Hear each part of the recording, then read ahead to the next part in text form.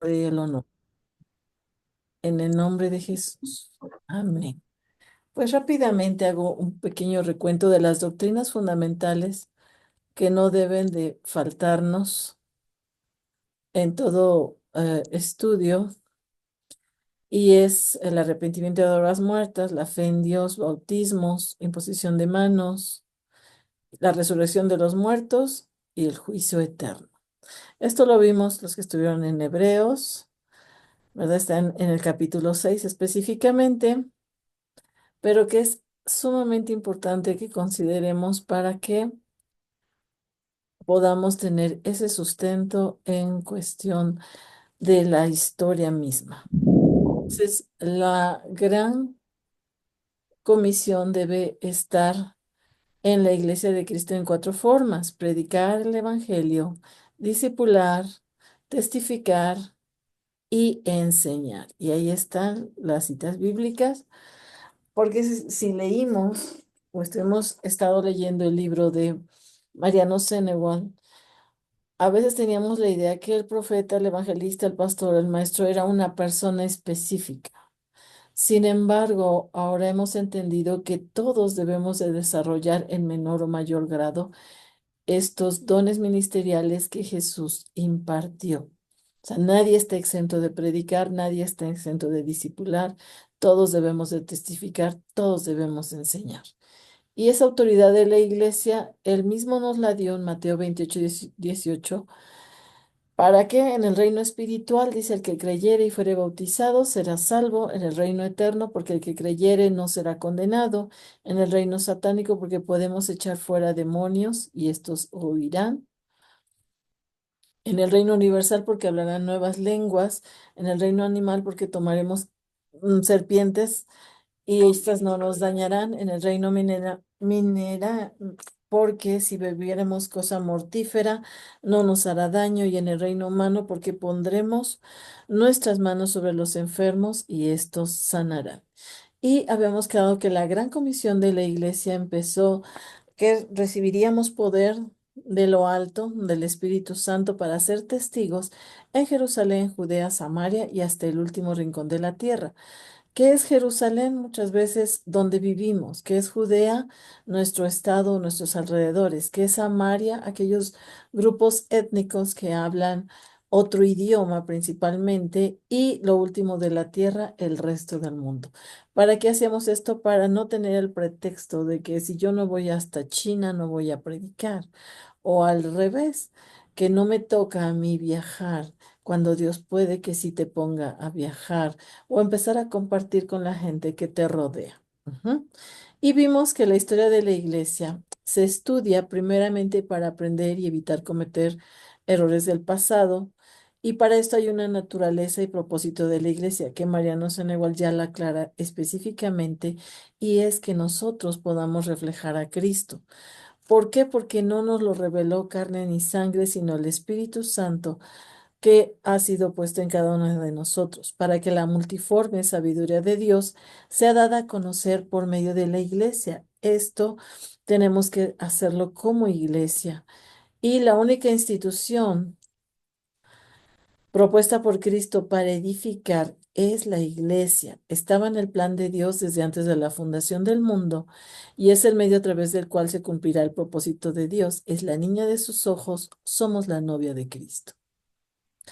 Hacia el Señor debemos de adorar y glorificar a Dios, pero también hacer discípulos. Por eso era importante. En su momento les hice la invitación a un discipulado. Algunos han perseverado, otros no, pero no importa. Lo importante es que tú y yo seamos discípulos y también nosotros hagamos discípulos. Asimismo, también la responsabilidad de hacer todo lo posible por edificar y construir la iglesia y hacia el mundo, predicar el evangelio y discipular a las personas para conocer los caminos de Dios. Los capítulos que estuvimos viendo, 1, 2 y 3, nos hablan precisamente de quién eres tú como cristiano, lo que te toca a ti, tanto discipular y ser discipulado, el predicar y predicar a los demás, y también permitir que el Señor siga imprimiendo en ti su carácter. Hacia el mundo espiritual, pues vamos a compartir la victoria de Cristo, provocar la caída y absoluta desaparición de Satanás y sus huestes. Ujú. Y bueno, un poquito de repaso, lo que era nuestra historia de la iglesia. La historia de la iglesia se divide en historia apostólica del año 330, perdón, al 100, la iglesia perseguida del año 100 al 313, la iglesia imperial del 313 al 476, la iglesia medieval del 476 al 1453, y que es la época del oscurantismo, la iglesia reformada de 1453 al 1648, y la iglesia moderna que empieza en el 1649 hasta nuestra actualidad. Ujú.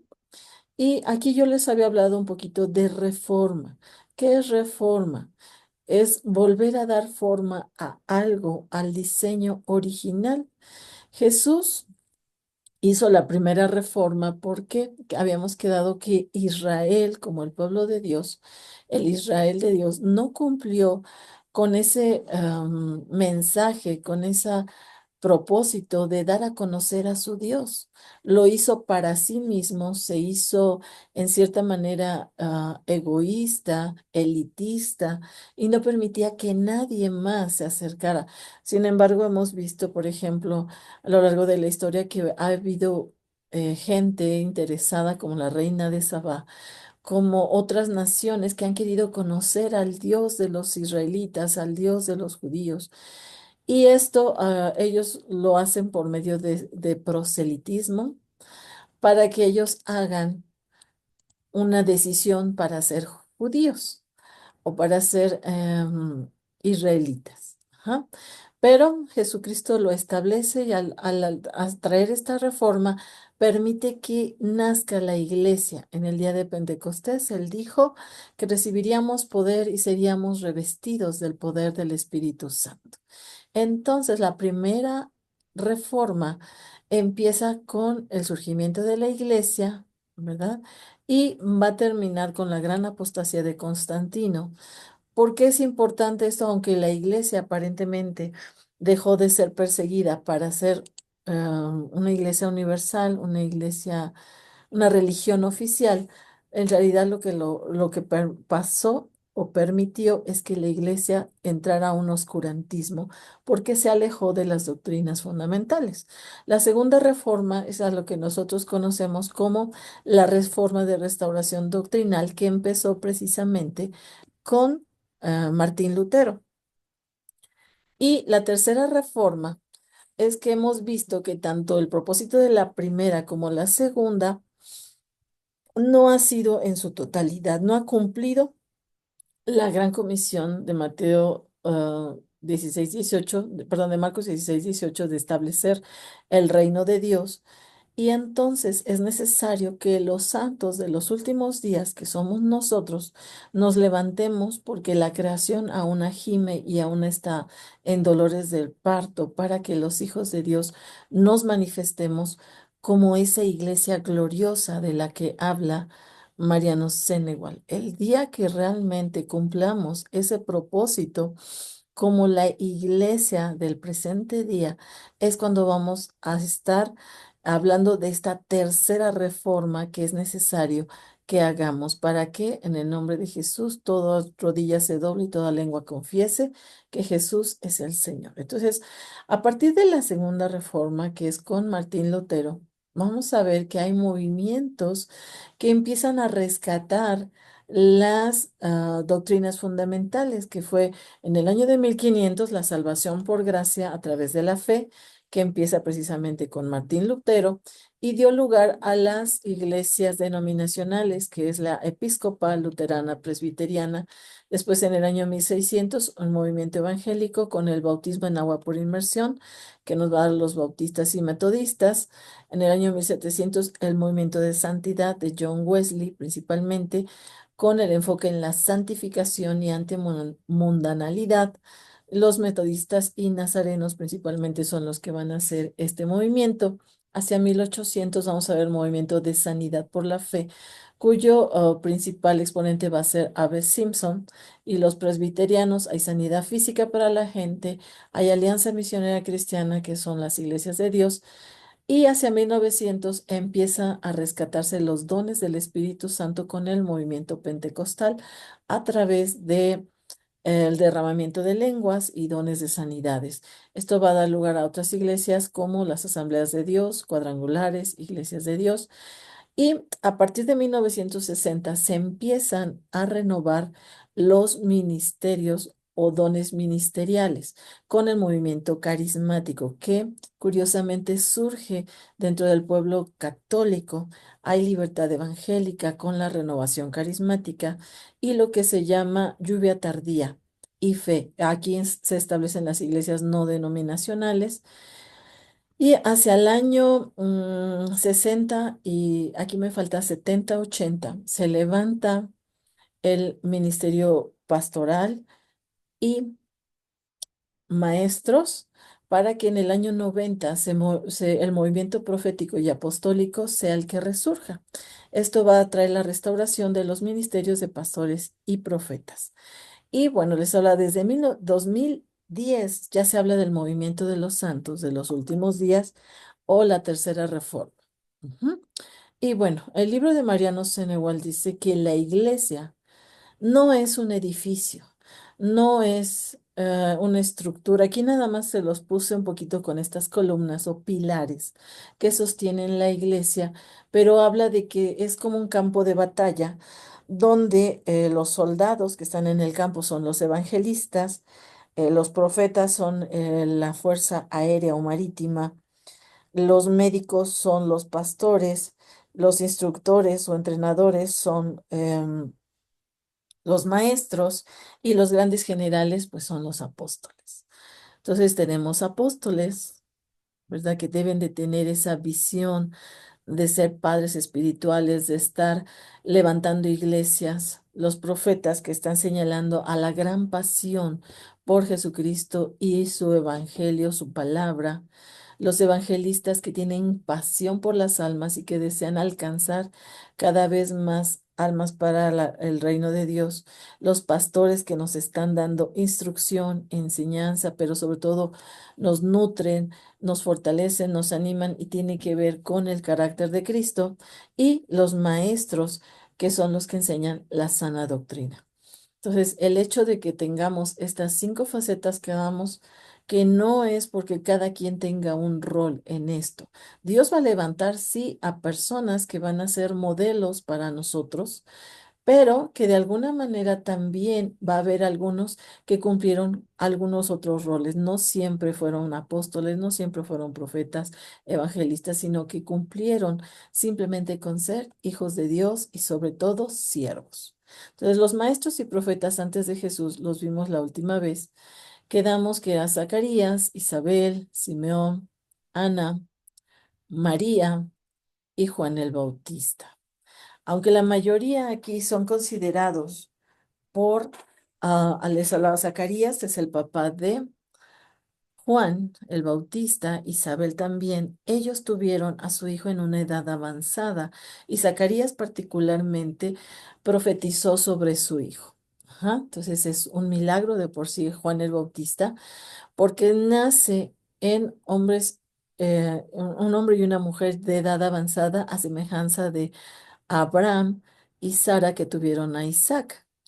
También vemos un poquito a María, que María fue más o menos, se dice que tenía entre 13 y 14 años cuando quedó embarazada de Jesús, pero ella también clama a Dios y canta: mi alma alaba al Señor y mi espíritu se alegra en su presencia.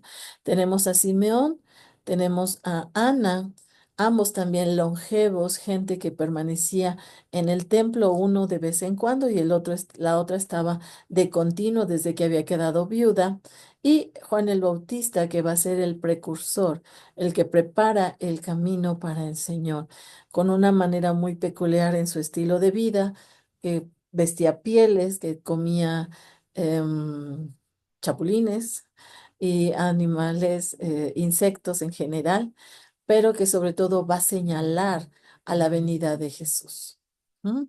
Vimos a Jesús como profeta y maestro. La era mesiánica como tal empieza en el año 0, sin embargo, sabemos que el ministerio de Jesús se desarrolló en los últimos 3 años.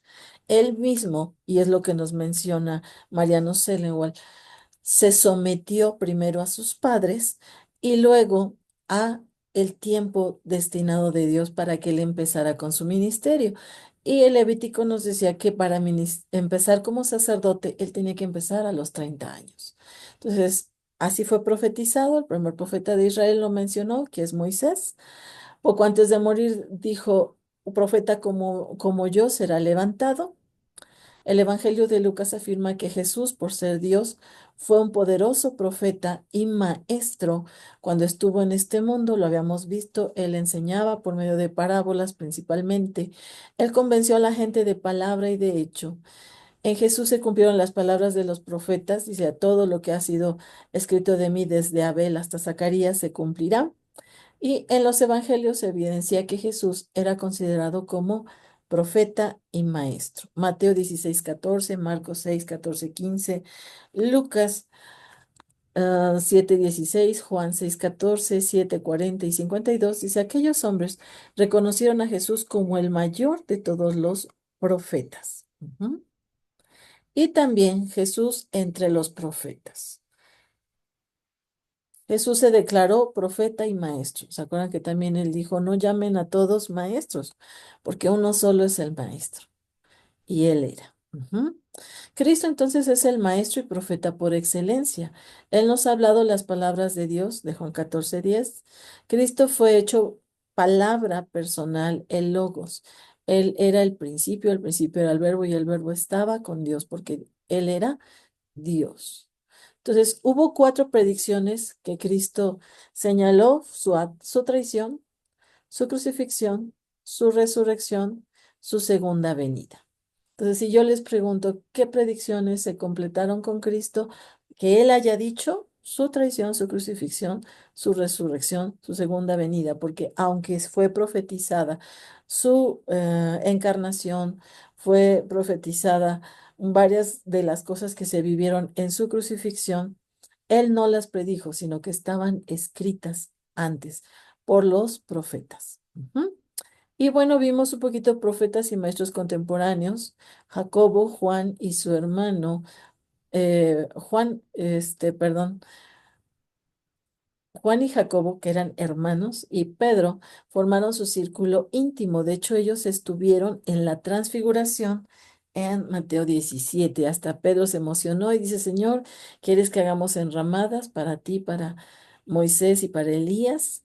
¿Verdad? Ellos eran contemporáneos con él. Ellos aprendieron a ser discípulos y empezaron a discipular a otros. También vemos a Mateo, a Lucas y María de Betania. Pero muchos dirán, pero María de Betania, ¿qué? Ella conoció y supo quién era su Señor y no le importó vender lo que tenía o pagar lo que era necesario por un frasco de alabastro que costaba lo de un salario de todo el año. Ujú. ¿Y por qué lo hizo? Porque él tuvo la revelación de que Jesús era el Señor, que Jesús era el Rey de Reyes que era esperado y ella lo ungió para su sepultura. Aquí vemos un poquito quién era Mateo, pues era un cobrador de impuestos y todos ellos en general que hicieron por lo menos escribieron algún evangelio, alguna carta, excepto Jacobo aquí, ¿verdad? Porque este Jacobo o Santiago fue el primer mártir de la iglesia. Ujú. Entonces, Pedro fue la primera voz profética que se levantó en el Pentecostés. El entusiasmo tiene que respaldarse con fe y comprensión, si no fracasa.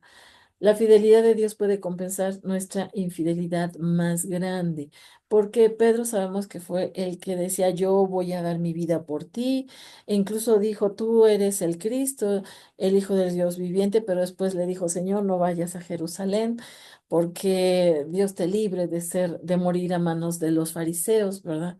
Entonces, tenía entusiasmo, tenía empuje, sin embargo, sabemos que fracasó un poquito.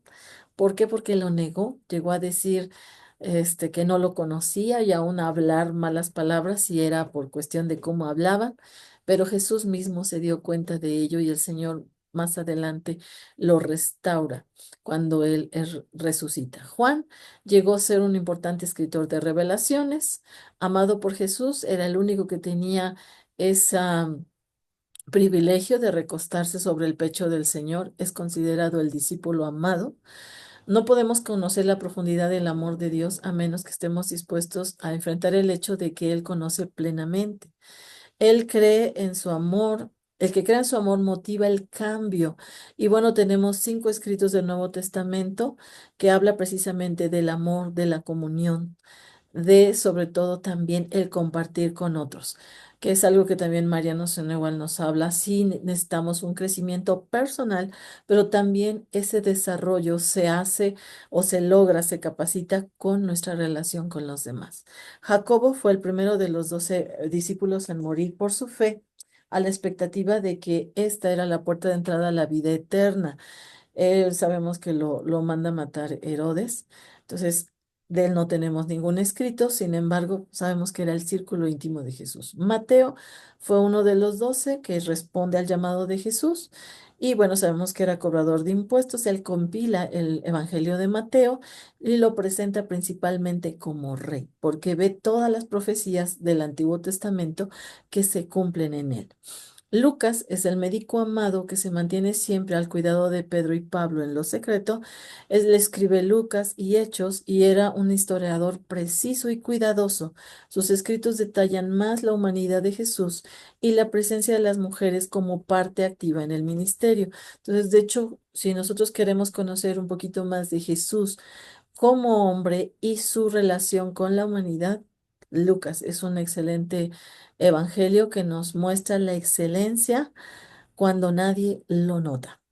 María, la hermana de Lázaro, aquí yo les ponía porque fue sensible a la voz de Jesús, procuró estar sentada a sus pies, lo ungió para la sepultura, quebró su alabastro como señal de su adoración, comprendió y aceptó la proximidad de muerte de Jesús al ungirle para la sepultura, aprendió a saber cuándo escuchar y actuar ante el afán de su hermana.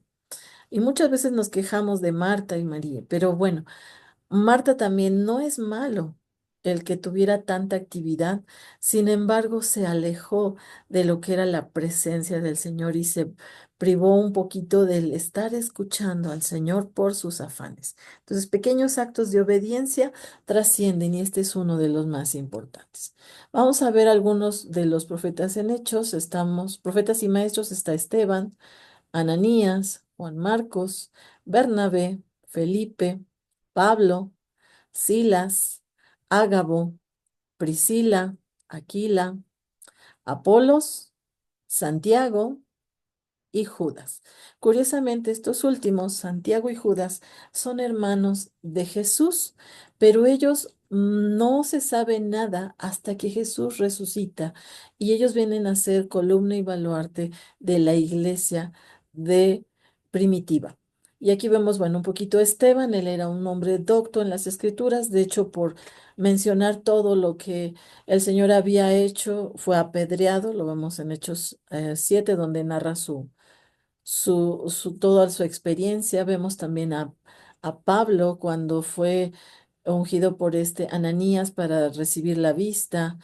También vemos a Pablo y Bernabé predicando en el evangelio, predicando el evangelio y también eran apedrados. Vemos un poquito a Juan Marcos. ¿Quién es este Marcos?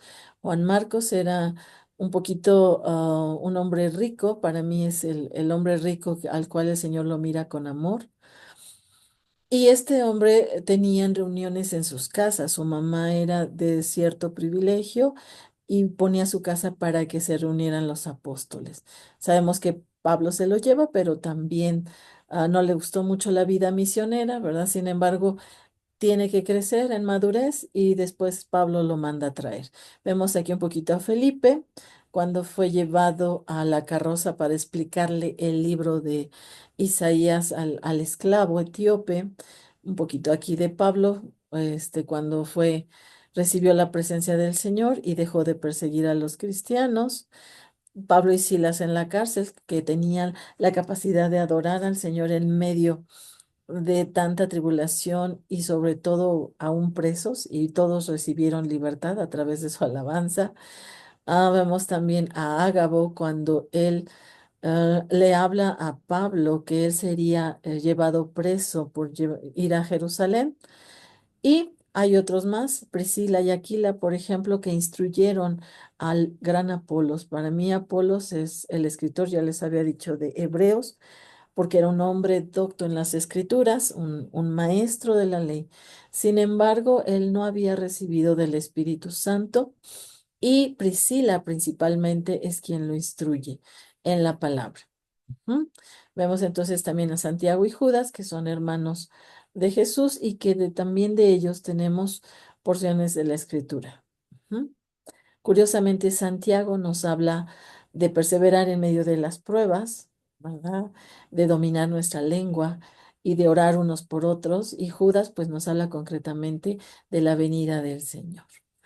Am, Vemos también lo que es la iglesia primitiva o apostólica, que comienza en Pentecostés. Era poderosa en fe y testimonio, además, crecía en número en Jerusalén. Con la muerte de Esteban, inició otra etapa que es la propagación. Se acuerda que primero eran 3,000, luego fueron un número incontable, hasta que llegamos a Antioquía. En Antioquía, a los cristianos se les llama así porque eran pequeños Cristos y es lo que buscamos, que nosotros reflejemos a Cristo donde quiera que vayamos. Después hubo un concilio en Jerusalén, los miembros gentiles aumentan, los judíos disminuyen. Hay un gran incendio ocasionado por el emperador Nerón que desata persecución y mueren Pedro y Pablo. La caída de Jerusalén ocurre en el año 70, que pone fin a toda relación entre judíos y cristianos, y hay pugnas entre el poder y conocimiento. ¿Cuáles son las lecciones que nos deja la iglesia apostólica o primitiva? Es que la iglesia es del Señor y siempre cumple sus planes. El orgullo denominacional no nos ayuda para nada. O sea, los fariseos y saduceos no hicieron nada más que fueron los que llevaron a Jesús a la cruz. Y la iglesia siempre necesita un balance entre la ley y la gracia. ¿Mm? Y vamos a entrar un poquito con los llamados padres de la iglesia. Aquí se nos menciona un poquito Policarpo, Papías, Justino Mártir, Ignacio y Clemente. Clemente fue discípulo de Pedro directamente. Policarpo fue discípulo de Juan. Todos los demás ya fueron discípulos de Policarpo, Papías, Justino Mártir e Ignacio. Y todos ellos, sin excepción, casi la mayoría murió quemada o perseguida a través de lo que es la gran iglesia imperial. Entonces, la iglesia perseguida va del año 100 al 313 y fueron 10 persecuciones que buscaron terminar con los discípulos de Cristo.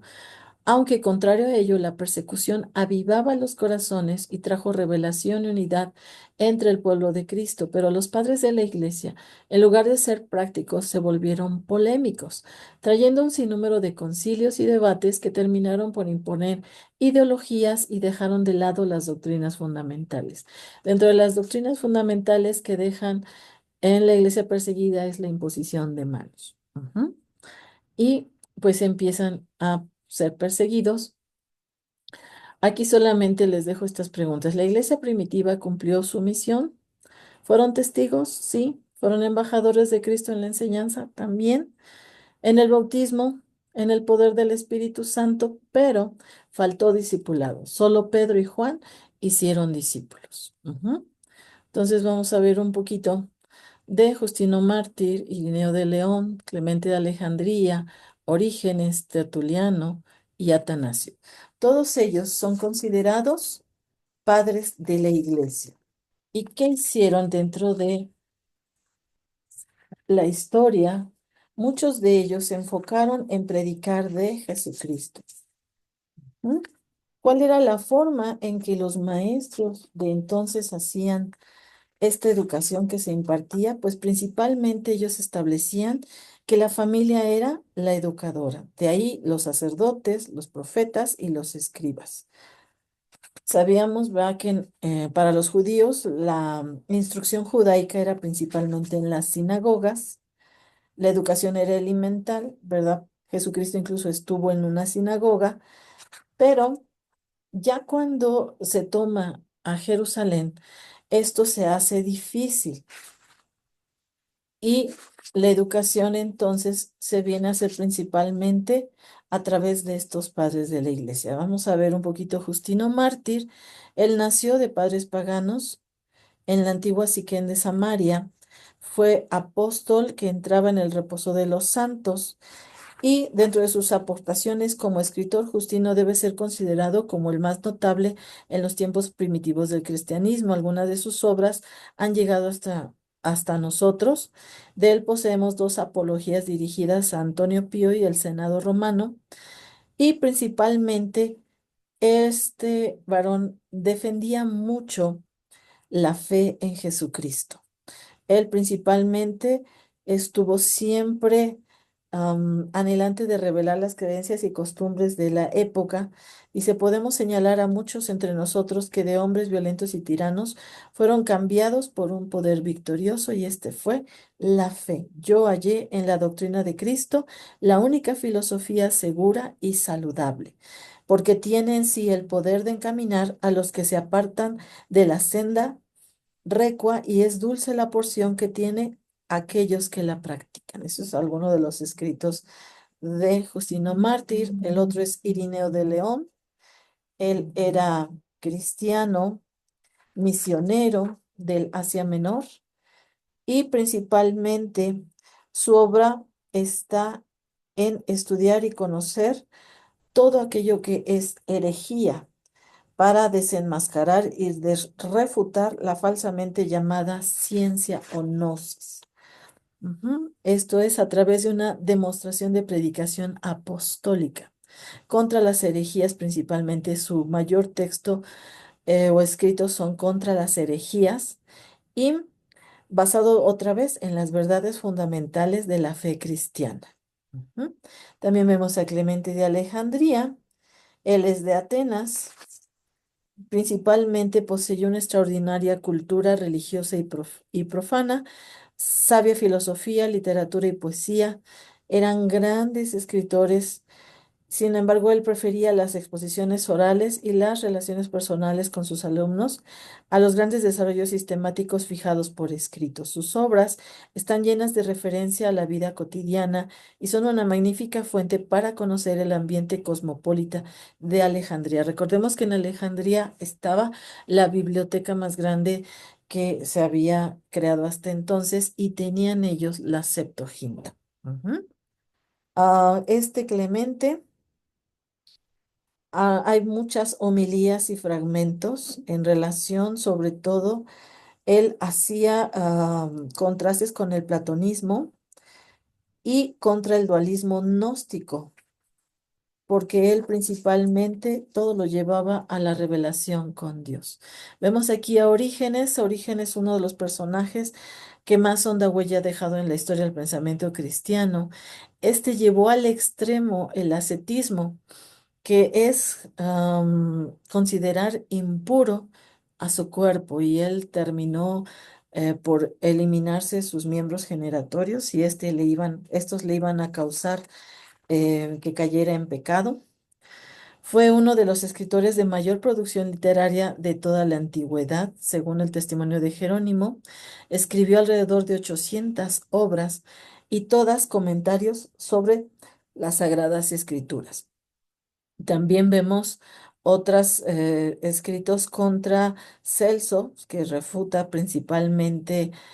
Celso criticaba mucho al cristianismo y él lo refutó. También habla de la Trinidad, y también la mayor parte de su producción literaria se ha perdido, aunque generó mucha polémica. Hablaba de la centralidad de la Sagrada Escritura, sobre todo de la oración y el sacerdocio común de los fieles. Ujú. Aquí solamente me falta Agustín de Hipona, que no lo puse. Y Agustín de Hipona fue el que empezó a bautizar niños, porque él decía que si el pecado era el gran causante de todos los problemas, el pecado original, era importante que los niños, que los fuéramos bautizados desde niños para quitar ese pecado original. Ujú. Y bueno, para la Iglesia Católica, Agustín de Hipona es alguien muy importante. Él era un hombre muy mundano, sin embargo, fue considerado también más adelante un padre de la Iglesia. Él hablaba mucho de filosofía moral y dogmática y destacan los soliloquios, las confesiones y la ciudad de Dios. Él demostraba la existencia de Dios en sus escritos y propone el orden del universo. Constata de que hay un ser ordenador que es Dios, todos los seres humanos creen en algún Dios y hace un consenso de los seres humanos sobre la existencia de Dios y el ser humano conoce verdades inmutables, eternas y necesarias. Y hay algunas frases, dice, ama y haz lo que quieras, si callas, callarás con amor, si gritas, gritarás con amor, si corriges, corregirás con amor, si perdonas, perdonarás con amor, si tienes el amor arraigado en ti, ninguna otra cosa sino amor serán